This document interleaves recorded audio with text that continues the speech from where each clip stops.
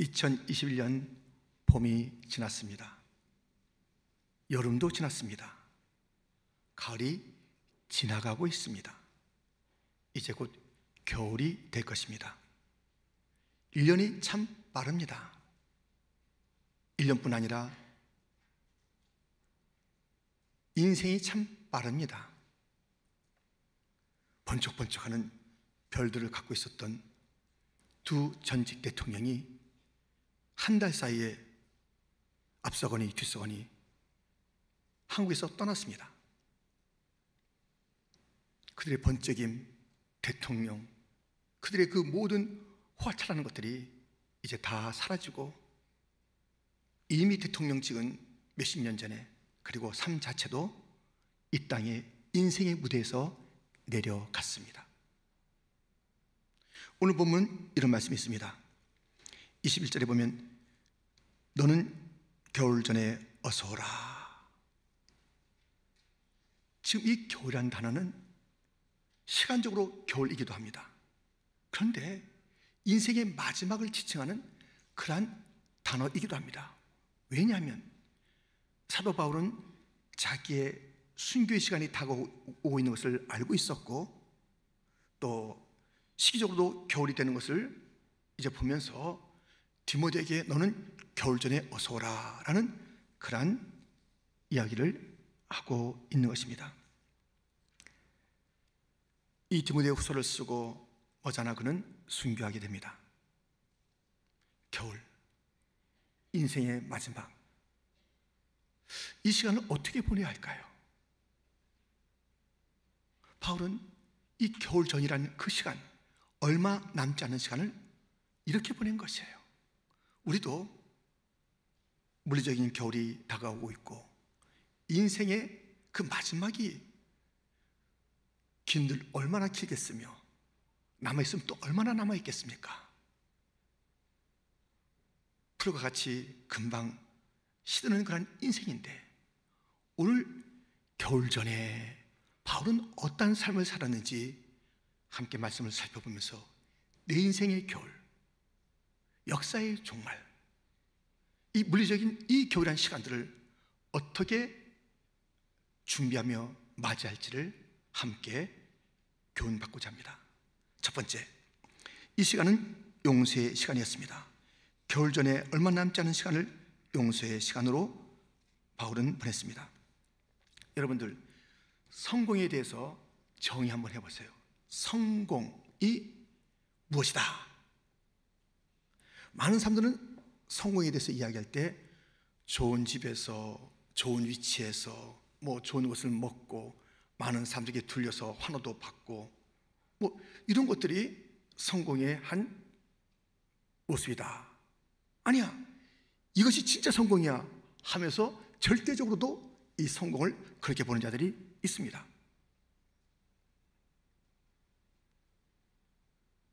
그렇다면 오늘 본문의 바울은 성공한 인생이 아닙니다. 실패한 인생입니다. 지금 감옥에 있어요. 아주 열악한 환경에 있습니다. 그리고 이 디모데에게 겨울에 입을 겉옷을 갖다 달라고 그래요. 옷이 없어요.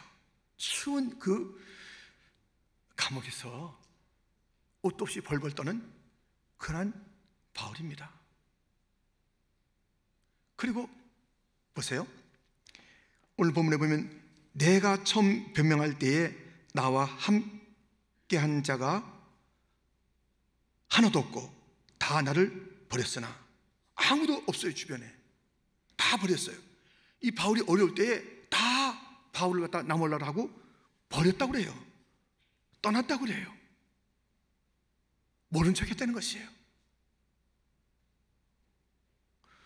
아니, 지금 상황, 모든 환경, 사람들의 그 관계, 이렇게 되면 그는 철저하게 실패한 인생이잖아요. 아니에요. 이거 하나 때문에 안 그래요. 이거 하나 때문에 바울은 실패한 자가 아니라 성공한 사람입니다. 이것 때문에. 본문에 있습니다. 17절 상반절, 주께서 내 곁에 서서. 주께서 계시니까 그는 실패한 인생이 아니에요. 주께서 계시기 때문에 그는 성공한 인생입니다. 온 세상 날 버려도 주 예수 안 버려. 주님이 안 버린 인생은 성공이에요. 세상이 버리고 환경이 열악해도 주님이 함께 계시면 그 인생은 성공이라니까요. 사울은 왕이었습니다. 왕궁에 살았어요. 맛있는 거 먹었어요. 좋은 것 입었어요. 신하들이 많았어요. 근데 실패했어요. 왜? 주님이 버렸기 때문에. 주님이 함께하지 않은 인생이에요. 그 실패예요, 실패. 주님과 함께한 바울. 이 바울이 겨울 전에 한 것이 있습니다. 그것이 무엇이냐면 자기를 버린 사람들을 용서한 것입니다.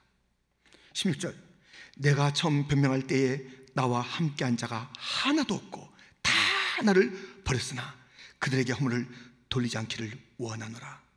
그는요, 이 겨울이 다가오고 인생의 마지막이 다가오는데 너무 섭섭하잖아요. 너무 분하잖아요. 이럴 수가 있나? 자기가 어려울 때 함께한 자가 하나도 없다니까요. 다 버렸다니까요. 얼마나 화가 나겠습니까? 근데 그들에게 허물을 돌리지 않는다. 그들을 용서한다, 용납한다 그러는 것이에요.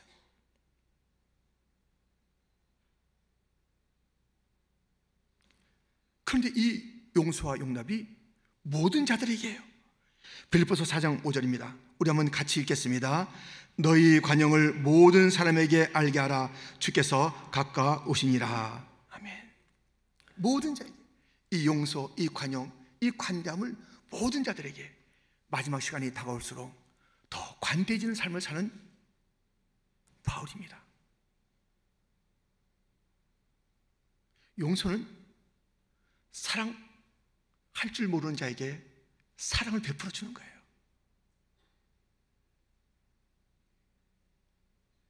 지금 바울이요, 다 용서해요. 겨울이 다가오기 전에 다 용서한다. 그런데 용서뿐이 아니에요. 더 나갔습니다. 본문 19절부터 보면 브리스가와 아골라와 및 오네시포로의 집에 문안하라. 에라스도는 고린도에 머물러 있고 드로비모는 병들어서 밀리도에 두었노니 너는 겨울 전에 어서 오라. 으블로와 부데와 리노와 글라우디아와 모든 형제가 다 내게 문안하니라. 용서뿐만 아니라 살폈어요. 문안했어요. 건강은 좀 어떤지, 어디에서 있는지, 야 서로도 좀 돌봐 하면서 그냥 용서 정도가 아니라 더 따뜻한 마음을 가지고 살피고 있는 바울의 모습을 봅니다. 요셉이 자기를 버린 형들을 용서했잖아요. 근데 그의 마지막 시간이 점점 다가올수록 형들을 잘 돌보고 형들의 자녀들까지 잘 돌보는 용서를 넘어서 따뜻함 가지고 그렇게 살핌이 자기에게 정말 원수같이 되었던 자들을 향한 큰 요셉의 마음, 바울의 태도였습니다.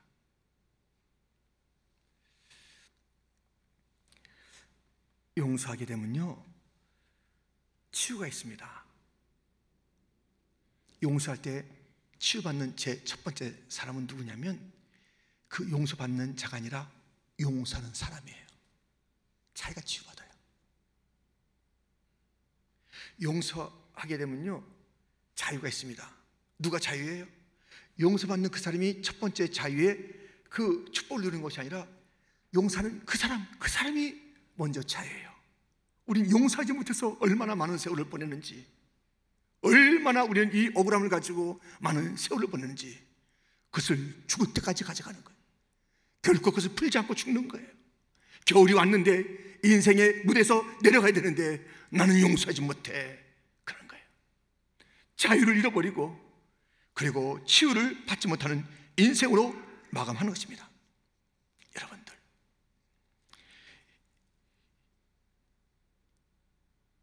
겨울 전에 바울은 자기의 삶에 너무나도 아픔을 줬던 자들을 다 용서하고 다 챙겼어요.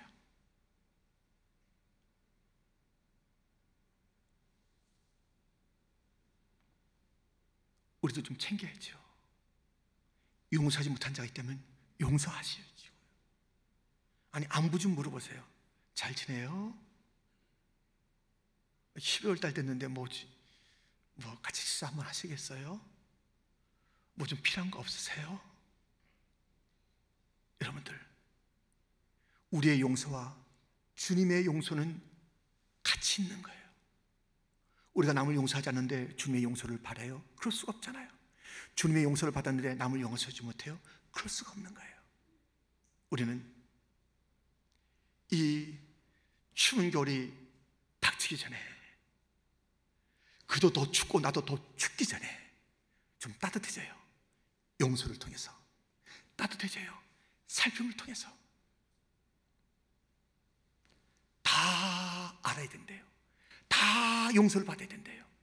누가나 제쳐놓지 마시고 내 삶에 여러 가지 힘든 그런 관계 속에 있었던 자들을 이번 12월에 다 살피셔서 새해가 되기 전에 용서와 회복과 화목과 살핌과 안부와 더 축복하는 그런 관계로 2022년을 맞기를 주님의 이름으로 축원드립니다. 겨울전의 시간은 용서의 시간이었습니다. 두 번째는 전파의 시간입니다. 한국 드라마가 요즘 계속 히트예요. 대박이에요. 오징어 게임 이후에 또 나왔어요. 지옥. 이 지옥은요, 죄를 지은 사람에게 지옥의 사자가 와서 너 언제 죽는다, 지옥 간다고 얘기해요. 그리고 그 시간에 찾아와서 지옥으로 데려가는 그런 줄거리도 되어 있습니다. 뭐 그 내용 전개는 허황되죠. 근데 하나 사실은 있어요. 지옥은 있다는 것. 지옥은 있다는 것. 마가복음 9장 47절 48절 만일 내 눈이 너를 범죄하게 하거든 빼버리라. 한 눈으로 하나님의 나라에 들어가는 것이 두 눈을 가지고 지옥에 던져지는 것보다 나으니라. 거기에서는 구더기도 죽지 않고 불도 꺼지지 아니하느니라. 지옥이 있다는 것이, 영원한 형벌의 장소 지옥이 있다는 것입니다. 이 꺼지는 불구덩이에서 건짐받고 천국으로 가야 되는 거예요. 그 방법 단 하나밖에 없어요. 복음, 예수님의 복음을 듣고 믿으면 지옥에서 벗어나 천국 가는 거예요. 이 방법 외에는 하나님께서 허락하신 게 없어요. 복음을 듣고 믿는 것. 근데 복음을 전파하는 자가 있어요. 전파하는 자가. 복음을 전파하는 자가 있어야 복음을 듣게 되는 것이고, 그리고 믿게 되는 것이고 천국 가는 것입니다. 겨울 전에 바울의 모습을 보십시오.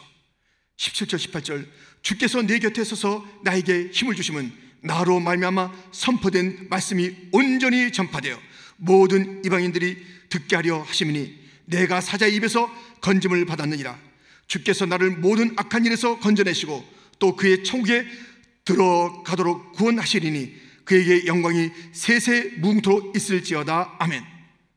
지금 바울은요, 자기가 천국 가는 거 알아요. 천국 가는 거. 근데 그것으로 끝나는 인생이 아니라니까요.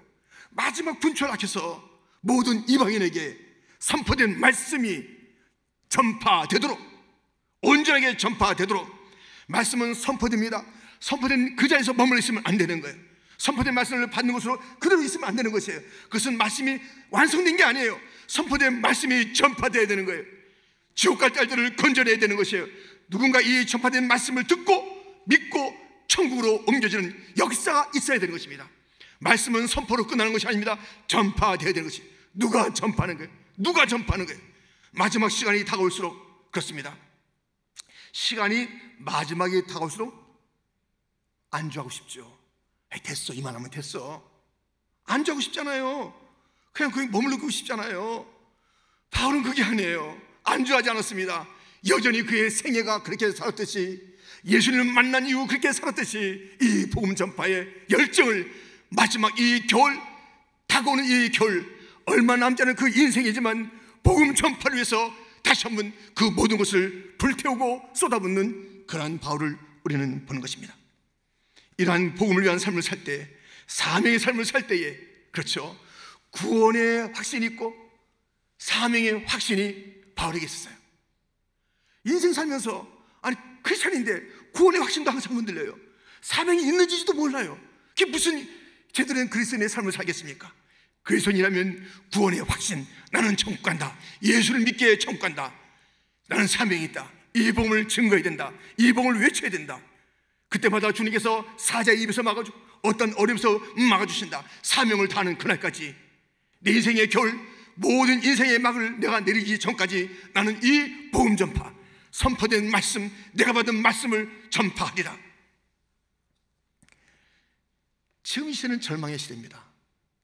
이 절망을 바꾸는 것은 복음밖에 없다는 것을 우리 주님께서 친히 일러주었습니다. 마태복음 11장 4절 5절에 보면 예수께서 대답하여 이르시되 너희가 가서 듣고 보는 것을 요한에게 알리되 맹인이 보며 못 걷는 사람이 걸으며 나병 환자가 깨끗함을 받으며 못 듣는 자가 들으며 죽은 자가 살아나며 가난한 자에게 복음이 전파된다 하라. 복음 전파, 이것이 눈먼 자, 앉은 자, 죽은 자, 나병 환자, 각색 인생의 문제들을 다 회복시키는 기적의 능력이 있다. 복음에는 생명이 있다. 복음에는 소망이 있다. 복음을 전파해야 된다. 예수님도 그런 전파가 있었고, 예수님을 따르는 제자들은 그 길이, 복음 전파의 길이 유일한 구원의 길인 줄 알고 따르면서 복음을 증거하고 복음을 외치는 것입니다.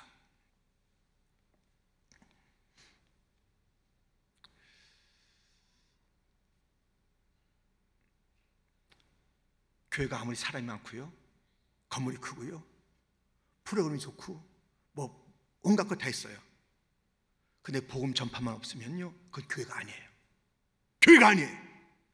복음 전파를 통해서 교회가 세워진 거예요. 근데 여기서 머물러 있어요. 그것은 교회가 아니에요. 근데 목사님, 난 딴 건 좀 잘할 수 있겠는데 이 복음 전파 너무 어려워요. 정말 나 힘들어요. 힘드세요. 나 복음 전파 나 못하겠어요. 못하세요. 못하신다니까는. 복음 전파 어떻게 우리가 하겠어요? 복음 전파는 내가 할 일이 아닌데. 들어보세요. 데살로니가전서 1장 5절, 이는 우리 복음이 너희의 말로만 이룬 것이 아니라 또한 능력과 성령과 큰 확신으로 된 것입니다. 이 복음 전파는요, 성령께서 하시는 거예요. 복음 전파는 주님께서 주신 능력을 하는 것이에요. 복음 전파는 내 안에 뜨거운 확신이 있을 때 하는 것이에요. 복음 전파 그래서 잘 못해요. 우리의 힘으로 하는 게 복음 전파 아니라고요. 가장 어려운 일일 거고요, 가장 하기 싫은 일이라고요. 그러나 성령께서 우리 가운데 오시면 이 복음이 확신이 되고, 이 복음밖에는 소망이 없는 것을 알게 되고, 저 이방인들, 온 세상 사람들이 이 복음을 듣지 못하면 어떻게 되는 거야? 내가 한 시라도 빨리 가야지. 이 복음을 가진 자를 만나지 못하고 쓰러지고 죽어질 때 그 핏값은 누가 치르는 거예요? 복음을 먼저 가진 자들이. 디모데후서 4장 2절에 보면 너는 말씀을 전파하라. 때를 얻든지 못 얻든지 항상 힘쓰라. 여러분들, 이 복음 전파하는데요, 핑계댈 게 없어요. 핑계대서도 안 되는 거예요. 성령께서 함께 하세요. 능력도 주시는 거예요. 그 열매에 대해서는 주 앞에 맡기면 되는 거예요. 나는 단지 복음을 전파하면 되는 거예요. 우리에게는 복음을 전파해야 되는 거예요.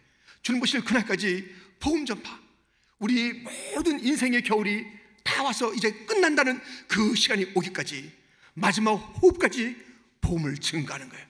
복음 외에는 이 땅을 살릴 길이 없고, 복음 외에는 소망이 없기 때문에, 예수님의 복음 외에는 이 땅에 생명이 없기 때문에, 미국을 살리기 원하세요? 우리 가정을 살리기 원하세요? 내 사랑하는 친구를 살리기 원하세요? 부모님을 살리기 원하세요? 복음밖에 없습니다. 복음밖에 없습니다. 복음을 전파하는 시간, 우리의 이 촉박한 시간들이 여전히 뜨겁게 복음을 전파하는 시간으로 되어지기를 주님의 이름으로 축원드립니다. 이렇게 우리는 이 마지막 시간들을 전파의 시간으로 삼아야 하는 것입니다. 또 하나의 시간이 이렇게 되어져야 하니 세 번째, 은혜의 시간입니다. 용서와 복음 전파의 시간이며 세 번째는 은혜의 시간입니다. 여러분들이 수많은 그 어휘를 알고 있잖아요. 수많은 단어를 알고 있잖아요. 수십만 단어를 알고 있을걸요. 근데 마지막에 그 중에서 딱 한 단어만 붙잡으려면 뭘 붙잡겠어요? 가장 좋아하고 가장 귀한 단어가 있다면 무엇을 여러분 그 수십만 단어 중에서 여러분 소개하시고 싶습니까? 바울은 그가 얼마나 그 학식이 높아요, 얼마나 경험이 많아요, 얼마나 그 많은 것을 알고 있는데 마지막 단어로 이것을 썼습니다. 은혜. 본문 마지막 절, 나는 주께서 내 심령에 함께 계시기를 바라노니 은혜가 너희와 함께 있을지어다. 마지막 단어 은혜, 은혜, 은혜. 바울의 생애는 어려움이 많았죠. 일단 몸이 아팠어요. 육체의 가시가 이게 좀 살았으면 좋겠는데 그냥 그대로 있었어요. 이 질병의 문제뿐만 아닙니다. 어딜 가면 자기를 기다리고 있는 것이 감옥, 매맞음, 모함, 유라굴로 같은 그런 광풍, 산과 강의 여러 가지 위험스러움, 이런 것들이 그 앞에 있었습니다. 수많은 문제가 다가오고 다왔는데 그것을 넉넉히 이기고 승리의 노래를 부를 수 있었던 것은 하나님의 은혜 때문입니다. 하나님의 은혜는 우리 모든 인생의 문제 천천만번이 다가와도 다 둘러덮고 그것을 다 잠재우고 거기서 승리의 노래를 부를 수 있게 하는 것이 하나님의 은혜인 줄 믿습니다. 은혜, 하나님의 은혜, 은혜, 은혜. 자기에게 있었던 이 은혜가 디모데야 너에게도 이 은혜가 넘치기를 원한다라고 말하고 있습니다. 은혜는 구원받을 때도 은혜가 필요하고요, 우리가 일반 삶을 살아갈 때도 은혜가 필요하고요, 우리가 장차 본향에 갈 때까지 또 은혜가 필요하고요, 또 천국에서도 은혜가 필요해요. 은혜가 불필요한 그런 시간은 하나도 없어요. 그래서 이 마지막 시간에 지금까지 잘 살았는데 이 마지막 시간 은혜 놓치고 산다고요? 지난 여름에 우리 주제가 은혜였는데 그때 은혜 많이 받았어, 그러니까 지금은 괜찮다고요? 아닙니다. 여전히 우리는 은혜가 필요한 자들입니다. 함께 찬양합니다.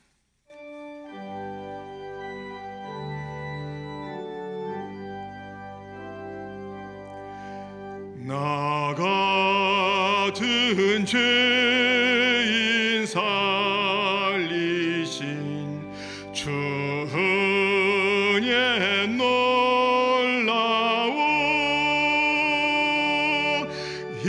잃었던 생명 찾았고 광명을 얻었네. 이제껏 내가 산 것도 주님의 은혜라.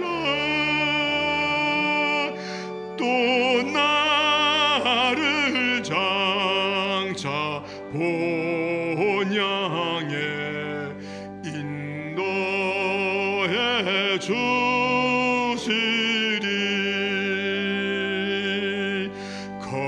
거기서 우리 영원히 주님의 은혜로 해처럼 밝게 살면서 주 찬양하리라.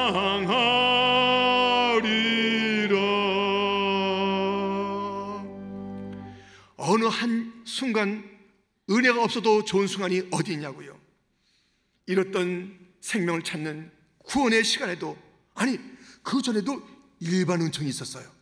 믿지 않는 자에게 주시는 일반 은혜가 있었다니까요. 특별한 은혜, 구원의 은혜가 있고요, 그 후에 모든 삶 자체가 은혜였고요, 천국 갈 때까지 우리 은혜가 필요하고요, 천국에서 우리가 그 은혜로 살아야 된다니까요. 은혜로 신 주님을 찬양하며 감사하며 살아야 한다니까요. 그런데 이런 사람들이 있습니다.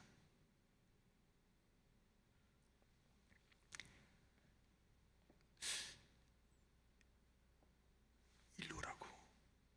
누구를? 그냥 새벽부터 그냥 누가 불러주는 자가 없어요. 어디 가서 무엇을 해볼 것이 없어요. 그냥 빈들빈들 지나는 게 그날의 일이에요. 근데 포도원 주인이 와서 부르는 거예요. 이리 오라고. 또 그 다음에 이리 오라고, 이리 오라고. 그래서 그때 그 싹스를 주겠다고 하면서 그렇게 이제 그 이야기를 했는데요, 막 너무 좋다, 이분 너무 좋다, 와, 막 그 은혜로 자비로운 분이야 우리가 다 불러주다니 하는데 점점 저녁이 될수록, 그리고 마지막 계산할 때는요 달라지는 거예요. 그때는 은혜가 다 사라지고 자기 공로를 내세우는 거예요. 이건 내가 이렇게 받으면 안 되는 사람인데요, 더 주셔야 되는데요. 이게 뭡니까? 은혜가 아닌 날이 하나도 없는데 슬그머니 그 은혜는 사라지고 자기의 공로가 나가는 거예요. 계산을 좀 제대로 해달라는 거예요. 은혜인데, 우리가 은혜가 아니고 추구하는 자가 아무도 없는데, 오늘 우리가 맞은 것은 하나님의 은혜입니다. 오늘을 맞고 싶지만 맞지 못하고 어제로 생명이 끝난 자가 얼마나 많은지 몰라요. 오늘도 우리에게 이 날을 주신 그 주님, 오늘도 우리에게 은혜로운 보좌표에 나와서 예배드리고 찬양하며 은혜를 받게 하시는 그 주님, 그런데 우리가 주일 지나면 저녁만 돼도 벌써 은혜를 다 잊어버려요. 당연한 것으로 여기는 거예요. 감사가 없는 것이에요. 주님을 잊어버리는 것이에요. 언제 동안? 일주일 동안 또 잊어버려요. 잠시 와서 하나님의 은혜, 그리고 또 잊어버리는 거예요. 은혜가 아닌 순간이 하나도 없건만 슬슬슬 율법으로 바뀌고, 슬슬슬 공로로 바뀌고, 슬슬슬 당연한 것으로 바뀌고, 하나님의 은혜는 어디 갔냐 이거예요. 은혜를 잊지 마세요. 은혜를 잊지 말아야 합니다. 오늘도 은혜가 필요합니다. 그런데 오늘에 주시는 은혜를 보세요. 고린도후서 6장 2절 그리고 고린도후서 9장을 보면, 보라 지금은 은혜 받을 만한 때요, 하나님이 능히 모든 은혜를 너희에게 넘치게 하시나니 이는 너희로 모든 일에 항상 모든 것이 넉넉하여 모든 착한 일을 넘치게 하려 하심이라. 아멘. 지금도 은혜가 필요합니다. 그 은혜를 넘치게 주겠다는 것이에요. 그래서 넘치게 일을 하라, 넘치게 섬겨라, 넘치게 좀 착한 일을 해라. 이 은혜를 주신 것은 넘치는 봉사, 은혜가 있고 봉사하는 자하고 은혜 없이 봉사하는 자는 딱 구분되는 거예요. 여러분들 너무 심각하게 쳐다보는데 내가 그 사람인가? 예. 여러분들 은혜 떨어진 사람들은요 찬양하기 싫어. 억지로 하는 거, 억지로 하는 사람 있어요 오늘? 그 뭔가 은혜 떨어진 거예요. 그때도 있을 수가 있어요. 우리가 슬럼프가 있어요. 그 오래 가면 안 됩니다. 찬양하는 게 너무 싫어. 경찰하기가 너무 싫어. 근데 억지로 좀 해야 돼. 왜? 그냥 내 그 자리에 서야 되니까. 자기를 위해서 하는 거예요. 거기 내가 없으면 나한테 뭐라 그러겠지? 가만 보니까 자기 때문에 하는 그 일들, 누구의 영광인지 모르는 그 억지, 그 초점을 잃어버린 그 일들이 얼마나 많은지 몰라요. 은혜 받는 자는 그렇게 안 해요. 모든 것이 은혜라고 하면서요 너무 기쁜 거예요. 왜 안 피곤하겠어요? 그래도 또 달리는 거예요. 왜 안 어렵겠어요? 그래도 감사 찬양하는 거예요. 은혜 받은 자의 얼굴이 달라, 말이 달라, 표현이 달라, 표정이 달라, 다 달라요. 은혜 떨어진 자들은요 피곤한 거예요. 그럴 때가 이때니까요. 나 어떡하지? 지옥 가나? 안 가요. 한번 예수 믿으면 천국 가는 거예요. 근데 빨리 회복하시라고요. 엘리야도 다운된 데가 있었잖아요. 다윗도 힘든 데가 있었잖아요. 빨리 일어나셔야 되는 거예요. 주님의 말씀을 붙잡고 일어서야 합니다. 나사렛 예수의 이름으로 일어서야 하는 것입니다. 은혜의 자리에 다시 서야 하는 것입니다. 기뻐하는 것이에요. 감사하는 것이에요. 풍성한 것이에요. 은혜 받은 교회는요 항상 찬송 소리가 끝이 않는 거예요. 예배가 마르지 않는 것이에요. 기도 소리가 희망치 않은 거예요. 서로 막 격려하는 것이, 사랑과 선행을 격려하는 것이 가득 찬 거예요. 은혜가 떨어진 교회는요 비난하고 그렇게 힘들어하고, 찬송 소리가 작고 없고, 사람이 끙끙거리는 소리, 분노의 소리만 쌓이고. 은혜 받은 자는 어떻게 하라고요? 너희라고 착한 일 좀 넘치게 하라고 은혜를 준다는 것이에요. 이 마지막 때 좀 착한 일 좀 제대로 해야죠. 마지막 우리 그 마지막 비문에 이 사람 은혜 충만 받고 사랑 충만한 삶을 살았다, 봉사 충만하게 했다, 정말 착한 일 많이 했다, 좀 이런 비슷한 얘기가 써야 되는데 마지막 뒷문에 누가 이제 그렇게 안 쓰지만요, 진짜 이 사람 딱 마지막 생에 이 사람 짠돌이 인생이었다, 힘듭니다, 짜게 살았다, 힘듭니다. 은혜 받은 퀸즈 장로의 성도들이 은혜 받은, 나는 없다 불평하면 한없어요. 그 욕심이 있는 거죠. 난 더 있어야 돼, 더 있어야 돼. 더 있지 않으면 난 나눌 수 없어. 더 있지 않으면 나는 뭐 섬기지 않아. 더 시간이 있어야 돼. 난 뭐가 있어야지 더 섬길 거야. 평생 못할걸요, 그 탐욕 때문에. 이 마지막 시간을 어떻게 내가 은혜 받은 그 사람으로 살 것인가, 어떻게 은혜를 나눌 것인가, 어떻게 주님을 더 힘있게 봉사할 것인가, 어떻게 내가 더 나누는 삶을 살 것인가, 하나도 안 가져가더라고요. 그 모든 그 권력이 있던 자들, 수많은 그런 재물을 가졌던 자들 떠날 때는 아무것도 안 가져가더라고요. 근데 무엇을 남길 것인가, 그것은 중요해요. 은혜 받은 자들이요, 은혜를 풍성히 남겨야 하는 것입니다. 아멘. 은혜를 갖다 부어주겠다. 근데 그 부어준 가지고 좀 봉사 좀, 은혜를 갖다 충만하게 받은 자답게 해라.